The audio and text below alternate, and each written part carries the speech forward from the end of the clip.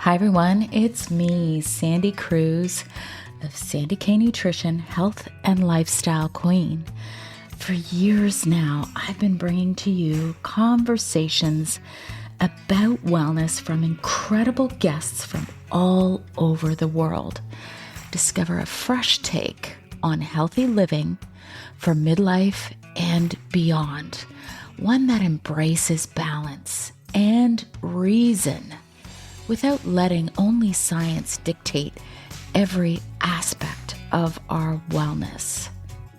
Join me and my guests as we explore ways that we can age gracefully with in-depth conversations about the thyroid, about hormones, and other alternative wellness options for you and your family. True wellness nurtures a healthy body, mind, spirit, and soul. And we cover all of these essential aspects to help you live a balanced, joyful life. Be sure to follow my show, rate it, review it, and share it. Always remember, my friends, balanced living works. Hi, everyone. Welcome to Sandy K Nutrition, Health and Lifestyle Queen. Today with me, I have Dr. Dan Pardi, and he is the Chief Health Officer at Qualia Life Sciences. I've had numerous recordings with Qualia Life Sciences, and they're always so engaging. If I remember, I'm going to put all the links to all of my other recordings with Qualia in the show notes. There will also be a discount code, Sandy K. I think it's Sandy K is the code, but the link will be there. Now, this is a different discussion on stem cells than I've had before. The discussion that I had before was more about stem cell transplants versus stem cell activators.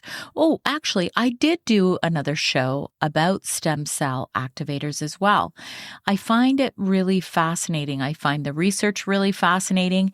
This show is going to have a lot of science in it with Dr. Dan Pardi, so buckle up and put your thinking caps on so that you can really soak it all in, because there's so much information in this episode. Last week was my first shorter episode. I am changing my style a little bit. I am having amazing guests like Dr. Dan, but I'm also doing more of the explorative wellness topics, not to dictate to you what is health and what you must do to be healthy and so on and so forth, but more about how can you think critically about what the health news says for you, and if it's applicable for you. Because one thing I have noticed in this space of wellness is there are a lot of opinions and a lot of expert opinions. And it's great. We definitely need experts. There's no question. However, a lot of times it comes to us in a way that seems like it is blanket advice for everyone, which is why I do these more think about it short form podcasts. They also tie in with my Substack. So go find me there if you like to read short explorative essays. It's sandycruz.substack.com. Be sure that you are following me on Instagram. I've been a little quieter there lately, but that's definitely my most active platform. I'm also on TikTok. I'm on Threads. I'm on Facebook. I have a private Facebook group as well as a page. I am also on Lemonade. I'm kind of everywhere, you guys. Just search for Sandy K Nutrition everywhere and follow me there. And now let's cut on through to this amazing interview with Dr. Dan Pardi of Qualia. Hi, everyone. Welcome to Sandy K Nutrition, Health and Lifestyle Queen. Today with me, I have a special guest. His name is Dr. Dan Pardi. He is the Chief Health Officer at Qualia Life Services, where he leads education to advance healthspan and peak performance. He's the founder of humanOS.me and the host of Human OS Radio, the official podcast of Sleep Research Society.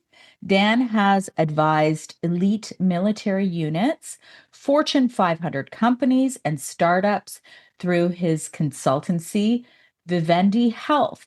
He holds a PhD in cognitive neuroscience from Leiden University. Did I say that right? Leiden. Yeah, Okay, Leiden. Leiden, thank you.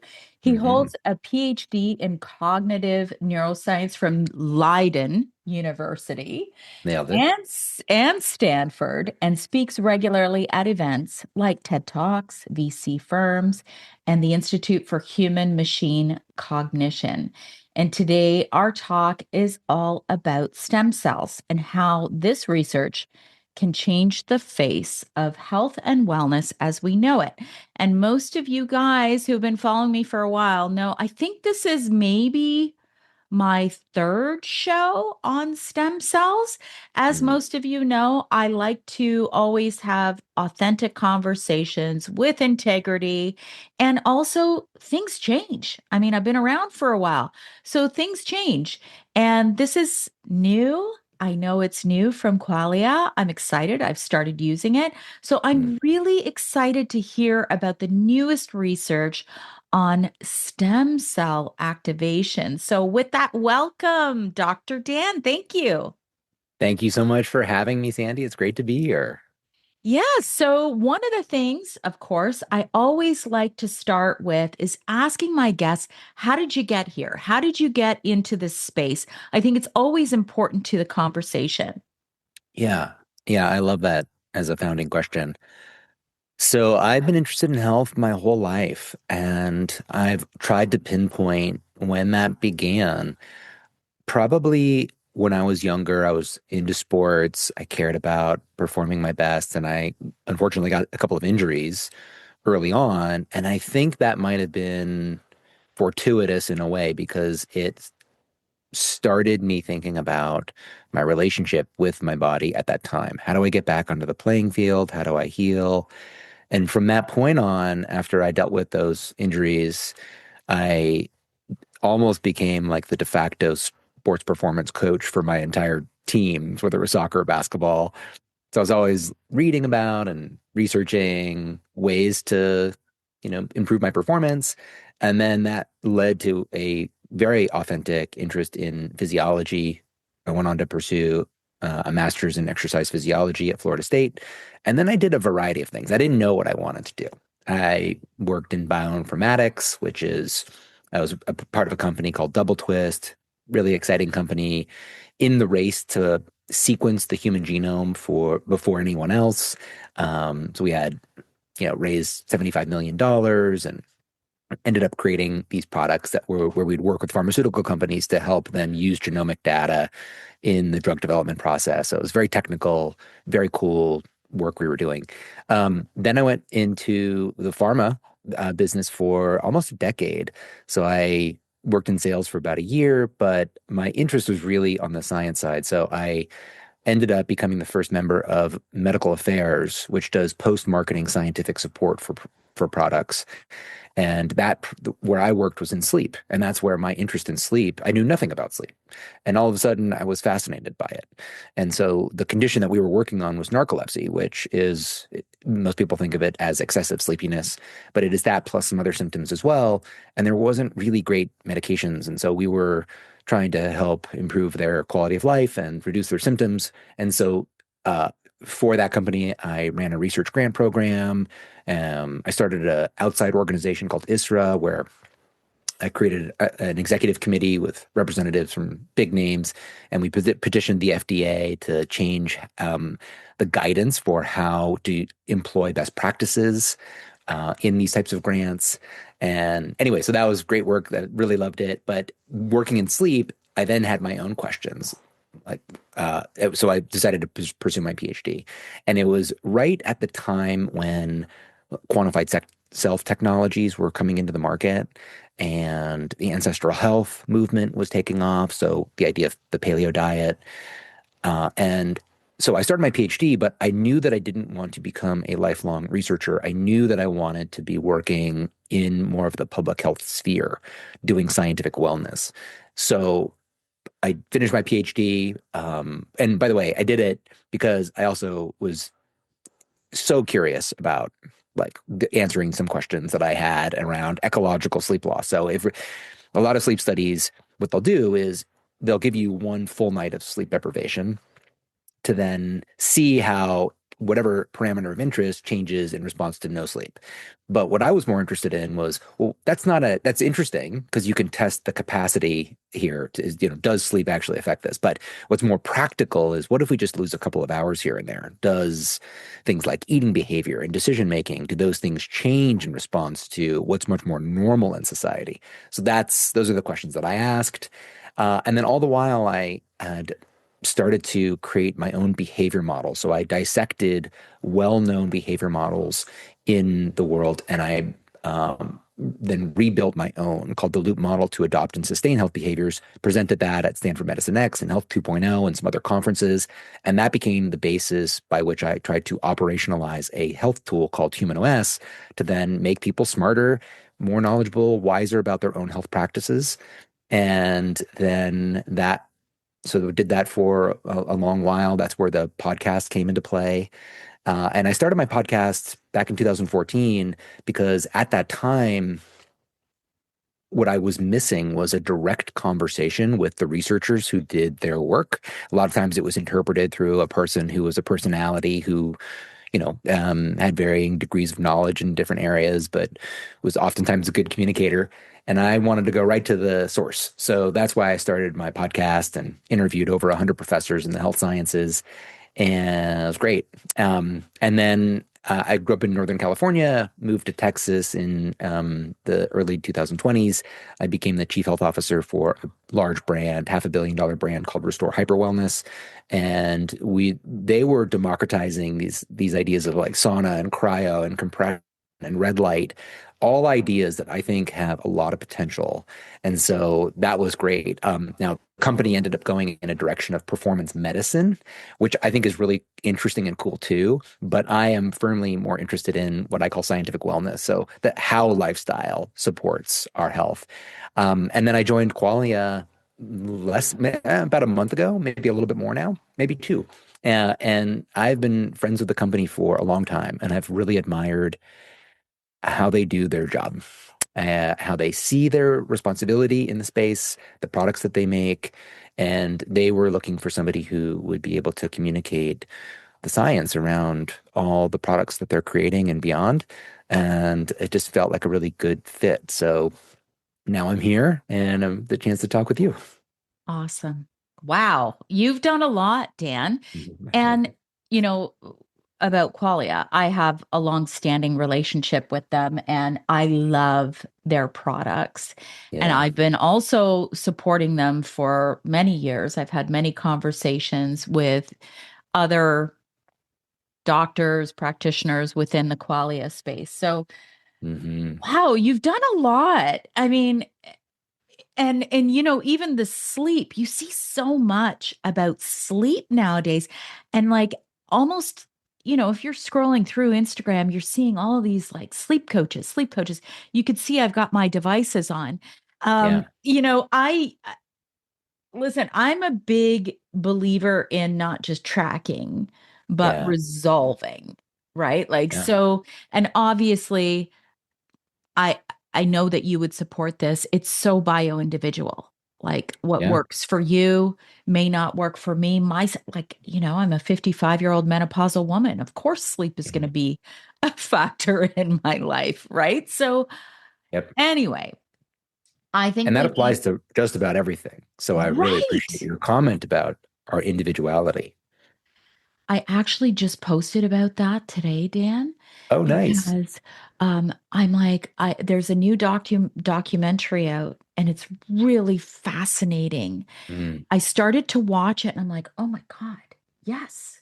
mm, The scientific community meaning also MDs, are catching on to the fact that not all pharmaceuticals work the same for all people. Not That's all right. supplements work for this the same for all people. Like it's just so Yep. bio-individual. Yeah. And I think it's never going to be a one size fits all. That's all. And Yeah. so Yep. I love the take that you have on wellness. And I think talking about stem cells, it's now a big topic, right? Yeah. You see, and I've actually done an interview a couple years ago. It was a live interview Mm. about stem cell activators. I've done an interview about, now what was it? It was, I don't even know. It's like placenta stem cells or something. But I think we need to begin with Yeah. what are stem cells? Yes, that's a great place to start. So they are special cells in the body that can, the best way to think about it without making using a ton of jargon is that they make copies of themselves. And one of those copies is just a duplicate, like a clone of the original stem cell. And then the other one can differentiate and become, it's a part of our repair system, and it can become any type of tissue in the body. And so this is how the body will regenerate when cells die off, right? Because they don't last forever, even though we outlive our cells, right? We replace them at different cadences in different tissues, but we need to be able to replace those cells. And the stem cell system in the body enables us to do that. Okay. Now, different parts of the body have different stem cells, don't they? Yeah. Yes, that's right. So a term that we use when we talk about stem cells is potency. So we have different types of stem cells in the body, and they are based off of their potency. Now, potency is a word that describes what they can become. So if you move down the potency categories, the number of cells that they can become narrows. And there's five main categories of potency. So you have totipotent or pluripotent. Those two basically are stem cells that can become any type of tissue in the body. Okay. And there are some important differences between them. It's probably more than we need to go into. But the best way to think about those two is that it's a one-to-many relationship with totipotent or pluripotent cells. And you'll hear pluripotent discussed a lot more. But an example of a totipotent stem cell would be like in a zygote. And of course, that is, that becomes a full human, right? It can become any type of tissue. Then you have multipotent, oligopotent, and unipotent. Those are the last three types of potencies. And multipotent cells can become multiple cell types, but only within certain lineages. So an example would be hematopoietic stem cells. They generate different types of blood and immune cells across the lineages that I mentioned, so myeloid and lymphoid. And a myeloid lineage produces red blood cells and platelets and monocytes, things that you get measured on blood work. And also granulocyte-based blood cells like neutrophils, eosinophils, basophils, things like that. The lymphoid lineage is making your immune cells, B cells, T cells, natural killer cells. So those you can see that what this multipotent lineage means is that it can become multiple things, blood cells or immune cells, but it can't become anything. All right. So another example of that would be mesenchymal stem cells. When we talk about stem cells in the clinic, you hear about those two the most, hematopoietic from bone marrow and mesenchymal stem cells. And those form different types of connective tissue. So bone, cartilage, fat, muscle, things like that. To continue on the describing potency, you also then have oligopotent cells. They can become only a few closely related types. So an example would be an osteoprogenitor cell that can only become different types of bone. So osteoblasts or osteoclasts. And then lastly, you have unipotent stem cells, and they can only become one type, but they can still self-renew. That is a key feature to stem cells, self-renewal. But an example of a unipotent cell would be a muscle satellite cell. So as you can see, you have different types of stem cells, all of which self-renew and differentiate, but some can turn into anything and some can only turn into one thing. So that, and actually, if you'd like, we can talk about even how cells differentiate because for me, when I see those connections, like, how does this actually work? That helps me understand this sort of opaque topic a little bit differently. But you tell me. Okay. Okay. So Yeah. most of the people that listen to my podcast, they're like, I'm certainly not a scientist. In nutrition college, I took science courses, of course. Yeah. However, high level, Yeah. you hear in general the term stem cell therapy. I Mm. want to break this down so people can understand it. Yes. When people go and say, oh, my knee is wrecked, I want to do Mhm. stem cell therapy. Yeah. Okay. So that is very different from, let's say, I have a blood cancer, Hmm. right? And they use bone marrow for some sort of therapy. Like there's different types of therapies that use stem cells. Yeah. So Yeah. maybe if you could kind of break that down Sure. simply so that people can understand it, because we see this all the time. Oh, yeah, I'm going to go for stem cell therapy. But wait a minute, Mm. there's different types of stem cells that do different things. Yeah. And I need to understand what that means. Yeah. Yeah. So stem cells in the clinic have been used now for a while. They're even tracking back to the late 1950s, where some stem cell replacement therapy occurred. And so just looking at the research history of that as a starting place, because that is interesting to look at first, because you can then see how it evolved. But in 1958, a French oncologist named Georges Mathey performed the first uh, stem cell transplant. So he treated 6 workers that were exposed to high dose radiation in a nuclear accident in Yugoslavia. And Mathey transplanted bone marrow stem cells to restore their blood and immune system.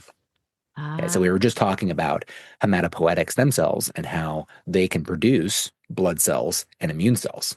And so that's exactly what he was trying to do. And 5 out of the 6 ended up surviving long term, and one did die of complications. But this was really the first demonstration that stem cell transplants could rebuild human systems after damage. And it marked really the true beginning of modern stem cell therapy.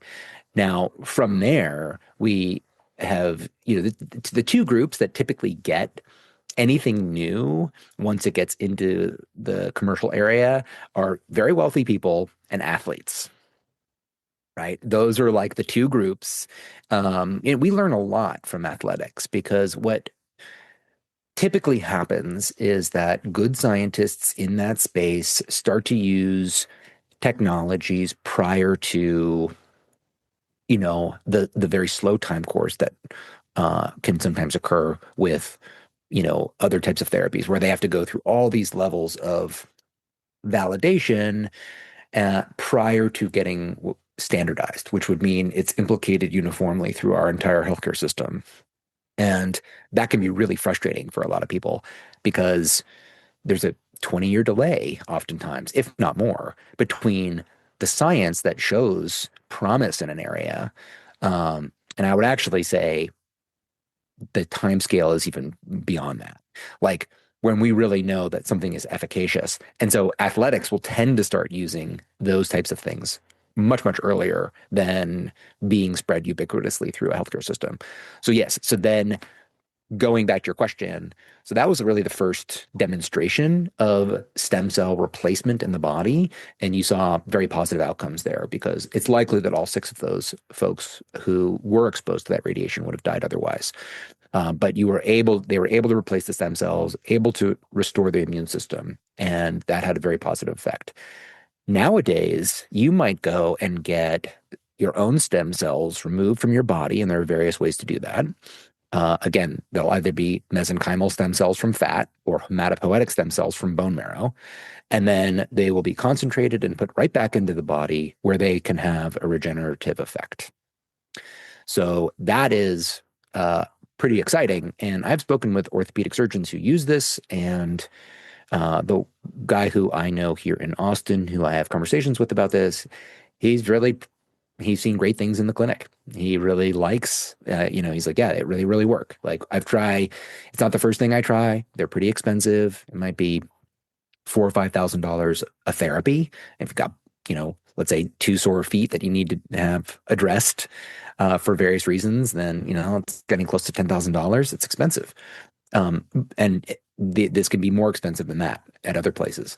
But, you are performing a little surgery. So if you're trying to take stem cells out of bone, you usually go to the iliac crest, which is that prominence in the front of your hip area. And the reason why is because it's a very easy area to get stem cells, because there's not much distance between, there's not much tissue between the bone and the outside. So you can aspirate the stem cells from your bone marrow. Again, you can concentrate them and then you can put them right back into an area where uh, you're dealing with an injury and you need some restoration. So yes, so those are some ways that stem cell therapies are mostly occur. And then there has been a trend now, a movement towards injecting them IV and having stem cells theoretically repair damage throughout the body. And now stem cells do kind of work in that way. And we should talk about like what is the actual like life cycle of a stem cell so people understand how they work naturally. Those types of therapies, typically people have to go outside of the United States in order to get them because they are not approved by the FDA. And there has been several major uh, issues with companies that were starting to sell unapproved stem cell therapies. And in fact, some of the founders have ended up on the FBI's most wanted list because they were just, not acting, I would say, ethically in this regard. So there is, working ahead of the curve. And then there's also being sort of grossly immoral by making big claims that have no proof about, sort of playing off of people's vulnerabilities, like saying that it can cure things where there's no evidence at all that it could cure that. And so that's sort of the balance of the industry, the promise, the excitement, and maybe some of the hyperbole.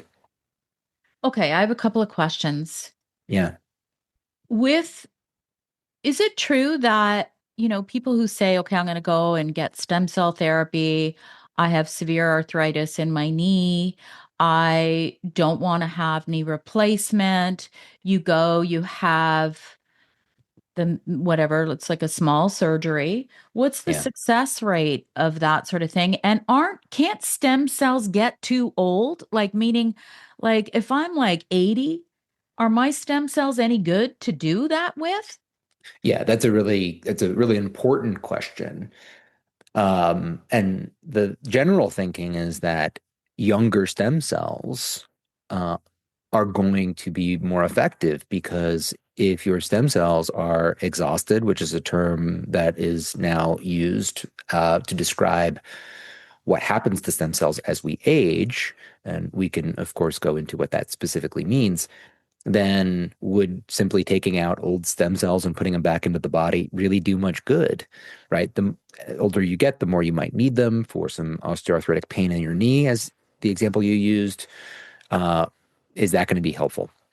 And um, so there are organizations that are looking to try to address this problem of can we bank your own stem cells? So you're young, you bank your stem cells. When you get older, you have a knee issue, and then you use your own autologous, which means self stem cells to then fix. So you avoid the risk of immune rejection when you're using other people's stem cells. So that is definitely something that is of interest. There's also interest where you can take your own stem cells and, in a way, make them new again. So you go through this process where you would reverse the, you can make them um, young again in a way. And that is some very cool science that is taking place. And then there are also new types of cells called muse cells. I would say new in that they were discovered in the last 20 years by a Japanese scientist. And then they seem to avoid some of the immune rejection. So you could actually get stem cells from a different person. And they also, if you take one thing that's been known for a long time, if you take stem cells and you inject them into the body, they can be tumorigenic. They can form tumors. And so that's something that, of course, we would want to avoid as well. But the Muse cells do not do that. And so, yes, there's a lot of different companies that are working in this space. There's a lot of excitement here. And the main reason is because, as we get older, our ability, the ability to replace tissue that dies starts to lose out. So the damage outpaces the ability to renew. And then we really start to see the signs of aging. And it can start in the 40s where you start to notice, it can start before that, but you start to notice it more in the 40s. And by every decade, that process yields signs of aging that become more visible, more palpable. And so the excitement, I would say, high level, is that we might be able to tilt the scale. So we either delay that curve, and then moonshot, we actually have a great impact to keep our bodies renewed well into the human lifespan and, possibly even extend the human lifespan too. I think that's an important thing to note here, Dan, is what are the signs? Like, are there any specific signs that, and is it about losing stem cells, having dead stem cells? Because I know senolytics can come into play in this conversation. It's all kind of intertwined. So, what are the signs? Number Yeah. one, I know I recorded a podcast on the hallmarks of aging, and that Yeah. probably connects to this. So Yes. maybe get into some of that so that people can go, okay, so how do I know? Like, I Yeah. know if I have a bad knee, that's Hmm. one scenario. If I have a type of blood cancer, that's another scenario, right? So, what about just in general? Yeah. So maybe we'll start with the stem cells. Like what happens to the stem cells? So looking into the petri dish, if you will, and then we can think about, well, what is the experience? So Okay. we'll move in that direction. Uh, so the term is called stem cell exhaustion, and it is this decline in their ability to self-renew and to generate functioning cells. So remember, that is what stem cells do, right? They have ability to copy themselves and then make a clone of itself, and then also that's the self-renewal part, and then also to generate cells that become new tissue. And just as you mentioned, this basically leads to reduced tissue repair, and that's why it's considered one of the now 12 hallmarks of aging. And just for the audience, if they missed your podcast on this, the hallmarks of aging are basically the main biological processes that drive how we age. And they include things like genomic instability from DNA damage, shortened telomeres, epigenetic changes that alter how genes are expressed. There's a variety of things that are occurring reliably that we can track when a person ages, and they can occur at different rates. But generally, they do happen, and a stem cell exhaustion is one of those hallmarks.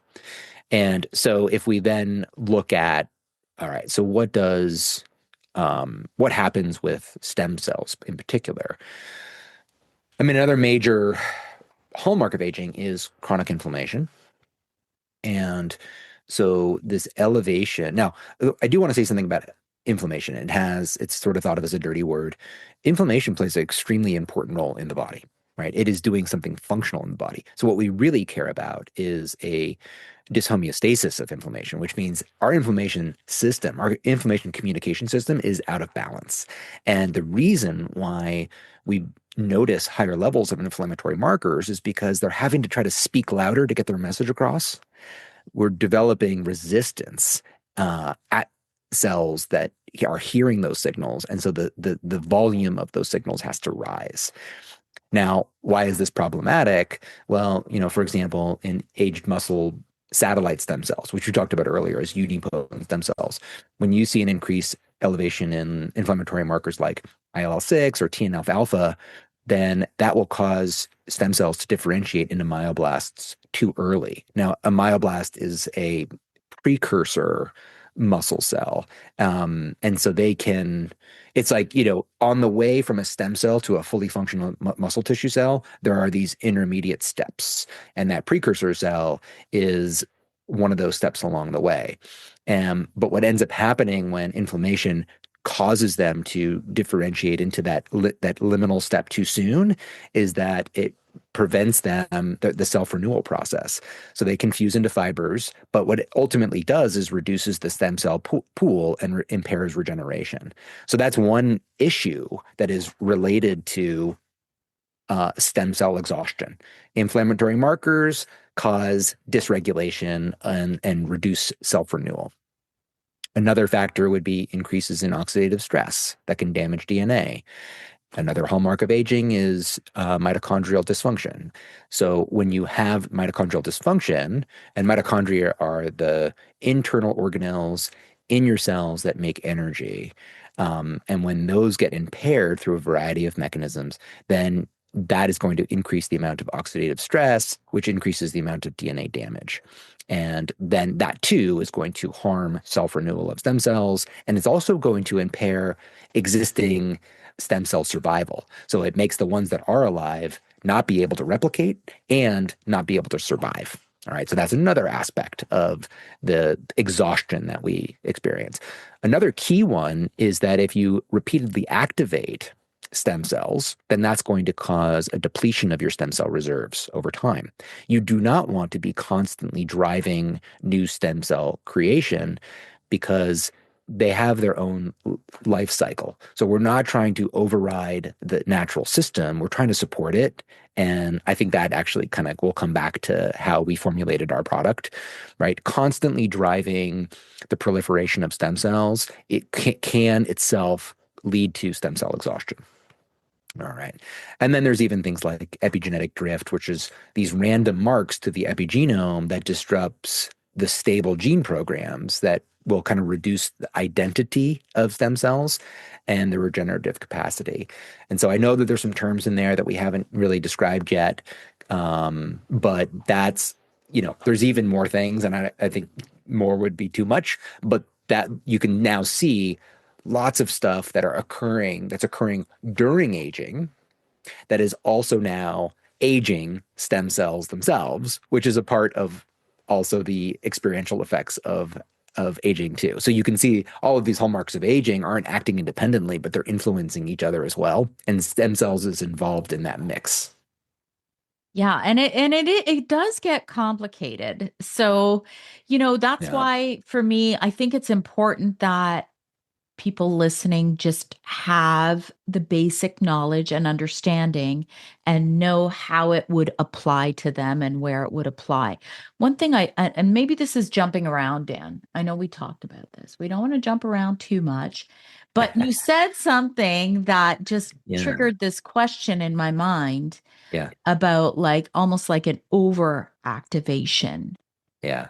So it's almost like too much of a good thing is too much or Yeah. can be. Yeah. That's exactly right.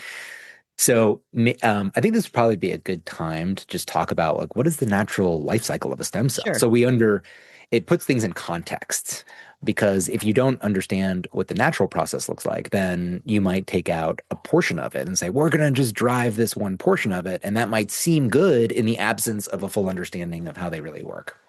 Right. Right? I think this is important because for anybody who's listening, Yeah. I'm a big fan of pulsing things in and out Yeah. because I also know what my needs are. So go ahead. Let's talk about this. This is important.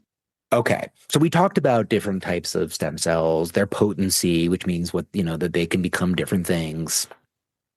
And they also reside in different parts in the brain. You have intestinal stem cells, you have your hematopoietic bone stem cells, mesenchymal stem cells in fat and tissues. So, right, they're all out, neural stem cells. They're all throughout the body. So we have these different pools. And they usually start in this protective environment called a niche, such as bone marrow in for blood stem cells. And in that niche, they're receiving signals from neighboring cells, adhesion molecules, even these soluble factors that keep them quiet until needed. Right. Mm. That is part of the natural state, is that they are in quiescence or they are dormant. They're hanging out, and they're ready to be activated. So when the body does need new stem cells, it receives growth factors. Some of those growth factors are basically the different types of colony stimulating factors. And the colony refers to the stem cell colony, right? And they are activated by these things like GCSF and GMCSF. And then enzymes and signaling proteins loosen their grip of the stem cells in their niche. So remember, they're in there. Imagine like a little stem cell in bed, sleeping under the covers and happy. And now we got to get them out of bed and we got to get them active, right? So we're waking them up. And that is the first step there. So once they are active, then they need to enter into circulation, right? That's if they need to go from some reserve place in the body to where they need to fix tissue, they need to get there, right? They need to go from point A to point B. How do they do that? Well, they are guided by chemical gradients. And so they don't just wander aimlessly, like, oh, I'm just going to, circulate until I land in a particular place. This is actually an orchestrated activity. And so what they do is they follow a scent trail by compounds called chemokines. And there's an axis that's important for this. And it's a technical term, but I'll explain it. So the axis is called CXCR4, SDF1. Now, SDF1 acts like a beacon. And I don't know why, but this image popped into my head. So remember that scene in Jurassic Park where I can't remember who the actor was, but he was trying to save the child who was about to get eaten by a T-Rex. So he grabbed the flare and he got the attention of the T-Rex and he started running away from it. And then the T-Rex started to follow him. Okay. Yes, I remember that. Yeah, yeah. Great scene, great Yeah. visual. That is SDF1. Okay. That is a, hey, follow me. Okay. Then CXCR4 is a receptor on stem cells that helps to follow that gradient. Okay. That's going to help it follow the signal. And then once the stem cell gets close to an area of need, it has to slow down, right? It's in the circulation. So there are then these adhesion molecules like L-selectin and integrins, and they help them stick to the vessel walls where then they can move into the right tissue. All right. So they're in their bed, they're activated, they move into the bloodstream. Now you're the T-Rex chasing the beacon, and now it's gotten to the right place and it slows down, and now it has to move into the right tissue. And at that point, it starts to receive local cues like growth factors, factors from the extracellular matrix, all sorts of things that then start a really interesting process in my mind. So these growth factors will now signal these signaling pathways that they're very ancient. These pathways have been around for 600 to 800 million years, right during when stem cells first developed in evolution. And those signaling pathways now will affect what's happening. And they have funny names like Wnt, Sonic Hedgehog, Notch. They will now affect what's happening inside of a cell, and they will affect what are these transcription factors. And if you remember, a transcription factor is binding to our genes and telling it which proteins to turn on and off. Mhm. Because every cell has all your genes, but you don't want all your genes to be activated, making all sorts of proteins all the time. You want it to if you're a liver tissue, you want those cells to make liver tissue specific proteins. If you're Right. a neural cell, you want it to make those specific ones. Muscles, the same. And so in this process now, you now have these transcription factors that are doing several things. They are activating the right genes and silencing the wrong ones. And then that whole process gets locked in. So now all of a sudden, this stem cell that could be anything, just about, I mean, at least theoretically, right? Remember, it depends on the lineage, right? Some can only become certain things, but they now start to take on characteristics specific to the tissues that we want them to become. And then as that happens, epigenetic changes occur at the same time that lock in that identity. And now that's how you have a stem cell that goes from its niche, sleeping in bed, now into a tissue and turning into a very specific type of cell and not another type of cell. You do not want a muscle cell to be created in your neural stem in your neural tissue, right? And that can be used in all sorts of contexts. I just love going through those details because now I understand stem cells a lot better. Like when you sort of like, okay, we see now this is a process. There's proliferation, making more stem cells, activation, mobilization, migration, differentiation, all of those things are occurring. It's not just about making more. What we really care about is stem cell homeostasis, which is the balance of that entire system that continues to create healthy tissue and not create, cancerous tissue or other problematic, things that can occur, right? We do not want excessive proliferation. We want targeted, directed, healthy tissue repair. That was a brilliant explanation. And by the way, the t-shirt that I made like over 5 years ago, it says it's all about the balance. And I have Yeah, scales because that yeah, I'm a big believer in all of that in life, yeah, period. yes, So what you just described is really fascinating. So let me ask you this question yeah, because I feel like I love your passion. We could probably talk for 2 hours. But what I want to ask is if you're 80 years old, yeah, do you have more of those stem cells in bed that just don't get up? yeah. So it's a really important question is do we see a major decline in stem cells or do we see that is there something else happening? And Irina Conboy at UC Berkeley is somebody that I interviewed in my podcast, probably in 2017. And she's done work related to this area very specifically. So she did these experiments called parabioses, and in that they're sort of horrific, but they sew an old mouse to a young mouse, and Eesh. the, I know, brutal. Yeah, Um, yeah. but what ends up happening is that the young mouse becomes older and the old mouse becomes younger. Why? What exchange is taking place? And that has led to a line of investigation into what are the factors that are driving regeneration or stopping it. And what she has commented on is that we don't see major declines in stem cell pools. Like you might have there is a decline, but it's not major. So, by your 50s, you might have only 90% of what you had when you were younger.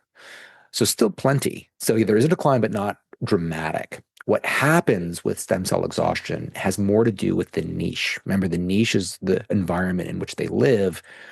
And when you do have a rise in inflammatory factors, you then will start to see that the stem cells are there. They just can't differentiate into new tissue, right? They can't become the new healthy tissue that you want. And all the things that I just talked about, the system can break down at almost any point. The net effect of it is you're not replacing tissue at the pace that you once were, and that pace accelerates. And that's why we see these reliable signs of aging as you get from decade to decade. And again, we're not, at this point, we're not going to stop that process entirely because remember, it's not just stem cells. Like even if we were to fully solve the stem cell issue, that actually could have a very powerful effect on how we age over time, but it's not the only issue. And so what we're interested in now, the whole field of geroscience is what are all the drivers and are there ways that we can influence them?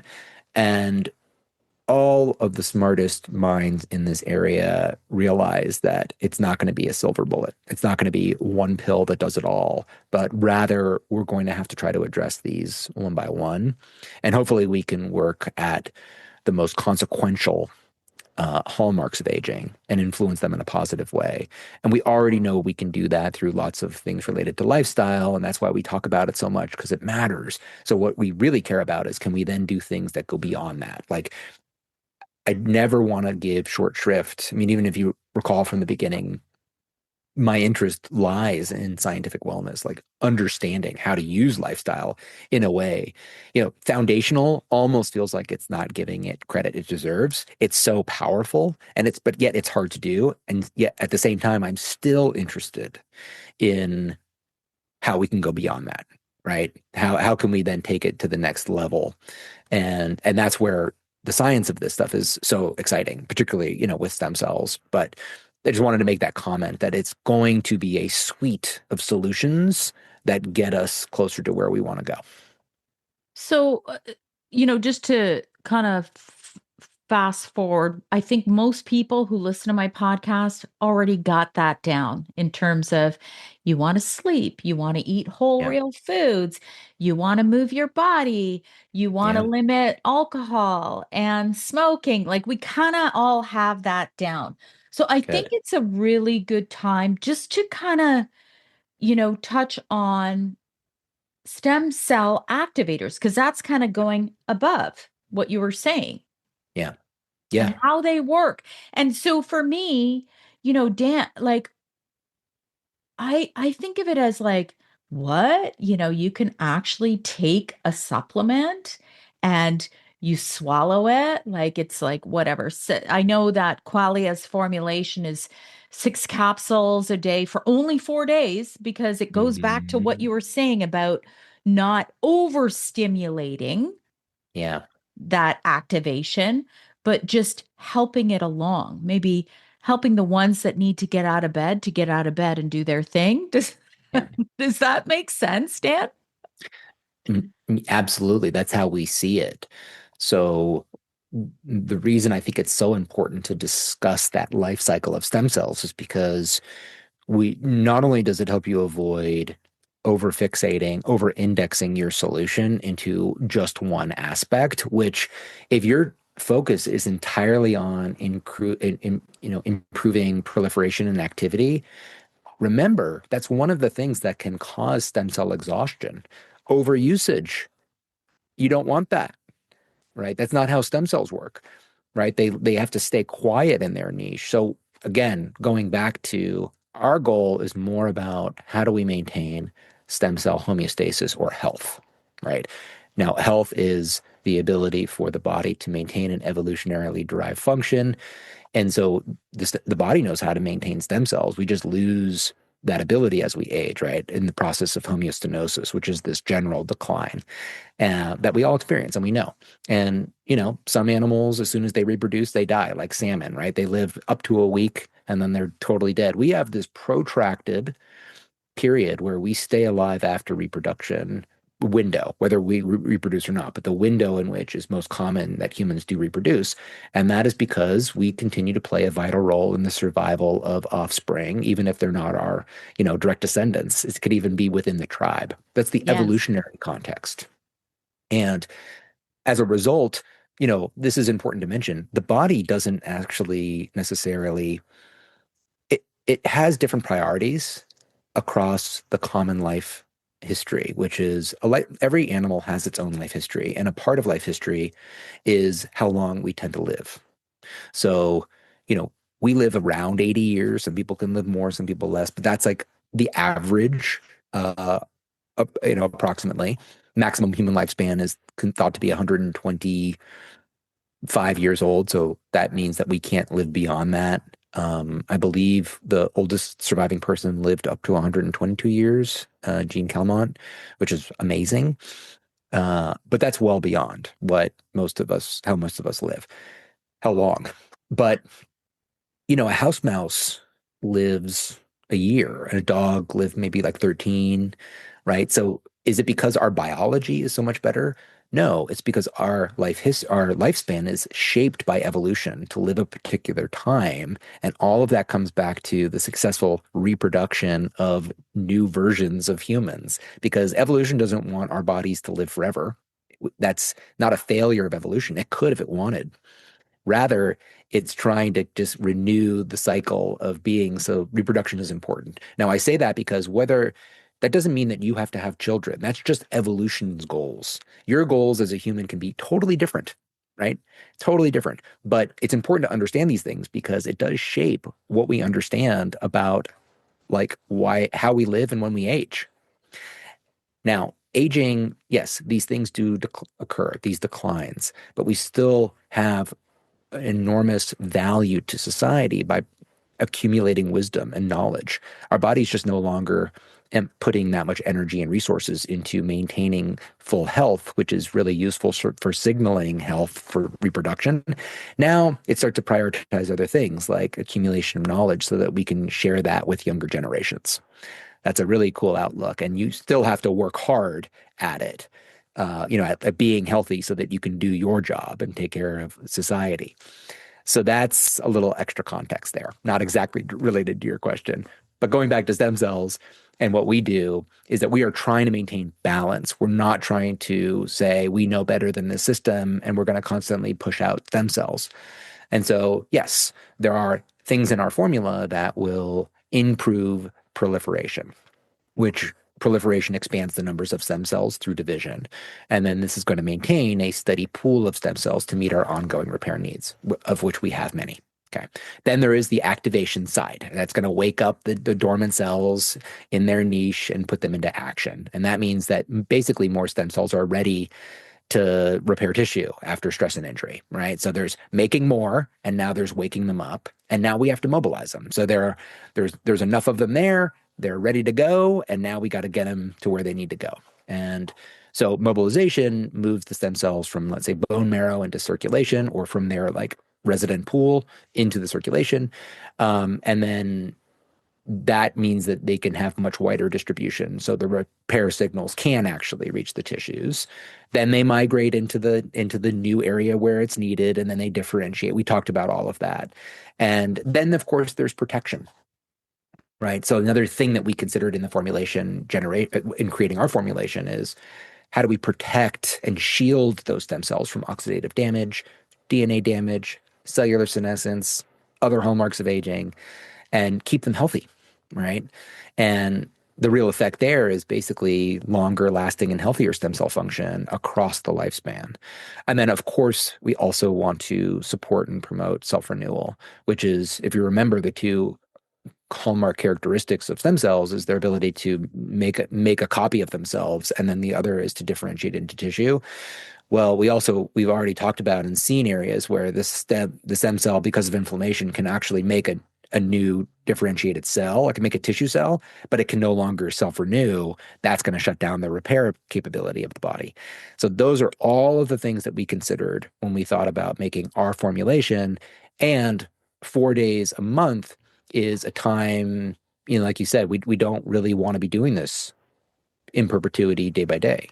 We want to have a pulse that stimulates all of these functions, and then we go back and let stem cell homeostasis maintain itself. So our vision is that 12 times over the year, you take this product, and the net result of which is better repair and renewal. Okay, so that's really the key there. So if I'm somebody, I'm 55, of Yeah. course, I've got some things that, little things here and there that may not work as efficiently as they Yeah. used to, or some old injuries. I can take this. Really, the goal is to take it once a month, 4 days a month, and I should overall feel what? What should I feel? Yes. So this is an important question to address because I've been thinking about categorizations for our products since I've been here. And there's really three categories that I see. So the first category is what I call performance promoters. And what that means is that you're trying to do something now, and our product is going to help you do that thing that you're trying to do now. So Qualia Mind helps you think today, right? Qualia Night helps you sleep tonight, right? So that is helping you in the health related performance of a particular activity. Health span is now looking to affect more of the longer term effects of elevating health longer into the lifespan so that you might say, all right, well, I have a higher level of health than I would have if I was not doing these activities, right? Of which stem cell support can be one of them. And what might you feel? Well, you actually, if you're having achy feet or, sore knees or sore joints, you might feel that they are not barking at you, that you feel um, that you feel more youthful in that regard. You might notice your hair, skin, and nails feeling more vibrant, youthful, less old. Because remember, the decline in repair means your body is going to then start to wear the signs of aging. And if you can bolster repair, you might actually start to see some of these tissues that look right back at us in the mirror start to look younger again. That is, our hope and goal with this. Now, we have done one thing I'm very proud about for my company is that we always try to do research on products that we introduce into the market.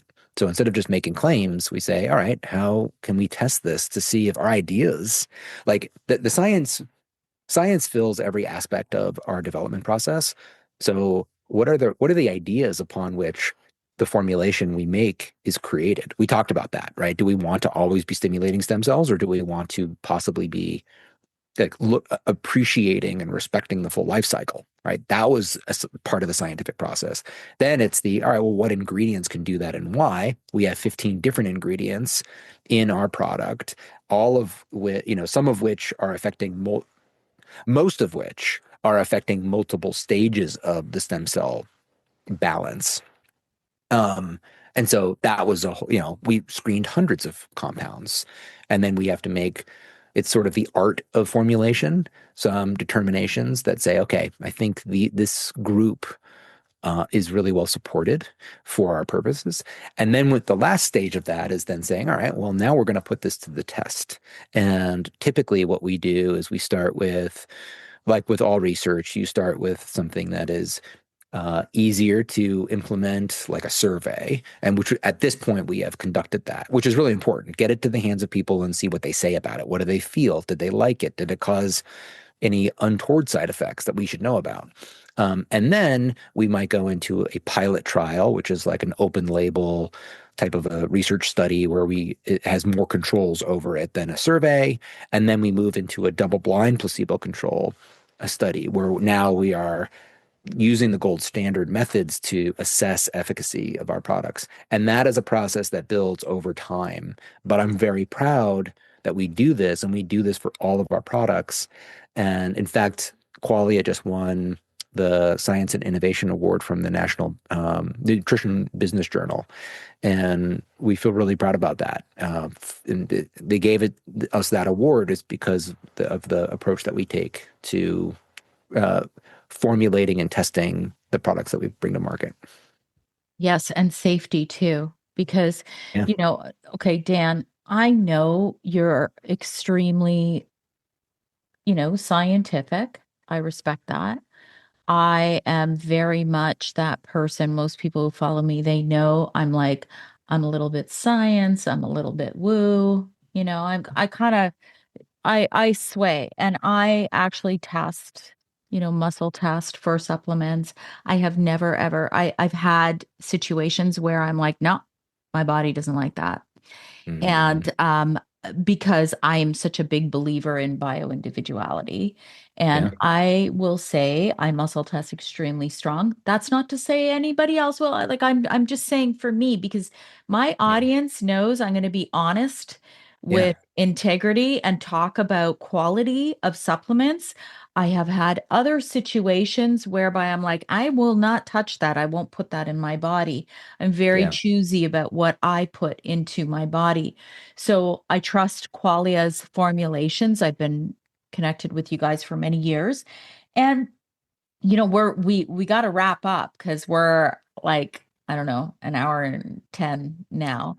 So, and I am running out of battery. My husband was working in my office and I think he unplugged something. Uh-oh. This is why I don't like people working in my office.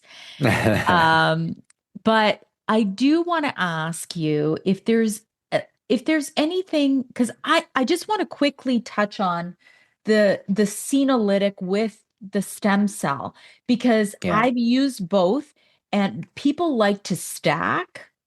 Yeah. How do you Yes. stack with the two? Because I know senolytic, maybe quickly describe what a senolytic cell is. I don't know if you can do that quickly though, Dan. I will do my best. Okay. Yeah. I think you could tell just how interested I am in all of this stuff, and sometimes that means I can be a little wordy. But It's the amazing. I really think, as I mentioned previously, that the best effects are going to come from stacking. Not likely are going to become from stacking different products that target different hallmarks of aging. So I think that this combination of our senolytic followed by our stem cell product makes great sense. Here's why. Senolytic is a product that is designed to clear senescent cells. Senescent cells are aptly described like zombie cells. They partially die, but not fully. And that actually there's a biological cause for that. So they release a lot of inflammatory markers into the surrounding.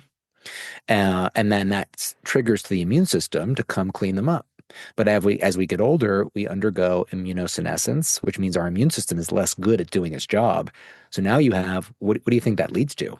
An increase in senescent cells that then rise the state of inflammation in the body, that then suppress stem cell regeneration. Okay. So what I do every month is I take Qualia Senolytic. You take it 2 days in a row and then you wait a month. So I do the first Saturday and Sunday of every month. I take Senolytic and then I wait 2 days, right? And that what that does is, without going into all the details, that actually is a combination of 9 products that is designed to cause stem cells to be cleared. A senolytic is a senescent cell killer. Okay. And we want that. So we want to get rid of those, particularly since our immune system is not doing it as well. After that inflammatory, because you're killing them, that's going to release contents into their surrounding space. That's going to elevate your inflammation for a couple of days. So you let a couple of days go by. So 2 days later go by, and then you start stem cells. So you've now lowered your inflammation overall after getting rid of those stem cells, or excuse me, the senolytic cells. And that's a perfect time to now boost your senescent cell regeneration. And what's a potential benefit here that's not been shown in research, but conceptually it makes great sense, is that when you have better functioning stem cells, that is going to improve your immune system, right? So you're going to get sick less often, but you're also going to help clear out senescent cells better. Mhm. So just like the hallmarks of aging create this vicious cycle, counteracting them can create a virtuous cycle where now you're promoting better function, which is, of course, extending the higher level of health deeper into how long you live, which is awesome. And so during that time, so NAD is a product that we have, which is supporting NAD. NAD levels is this crown jewel of our metabolism, and we have massive amounts of these reactions that are taking place in our body every single day, and those levels decline, and so our energy levels start to decline, and NAD boosting products help to raise those levels back up. So what Greg Kelly, our chief product officer, does is he actually takes double the dose of our NAD product during the days he takes our stem cell product, and then goes back to a normal dose for the rest of the month. So you can see that some of our products you just take once a month in varying days. Senolytic 2 days in a row, uh, stem cell product 4 days in a row. and then NAD every day. And I have those on subscription, so you don't have to even think about it. You just get it in the mail a couple of days before when you're going to take it. You take it, and then you wait for the next month. So that protocol, I think, is a very advanced protocol for helping us age better. I love it. I love all your Mhm. wisdom. Oh my God. And passion. Thank you Hmm. so much for spending time with me today. I'm really, really honored to have met you. You're wonderful. Oh, thank you so much, Sandy. It's been a delight. I hope this information was valuable. I really care about helping people. And, kudos to the listeners for, showing up, paying attention, learning. Keep doing it. Yeah. Yeah. Thanks, Dan. I hope you enjoyed this episode. Be sure to share it with someone you know might benefit. And always remember, when you rate, review, subscribe, you help to support my content and help me to keep going and bringing these conversations to you each and every week. Join me next week for a new topic, new guest, new exciting conversations to help you live your best life.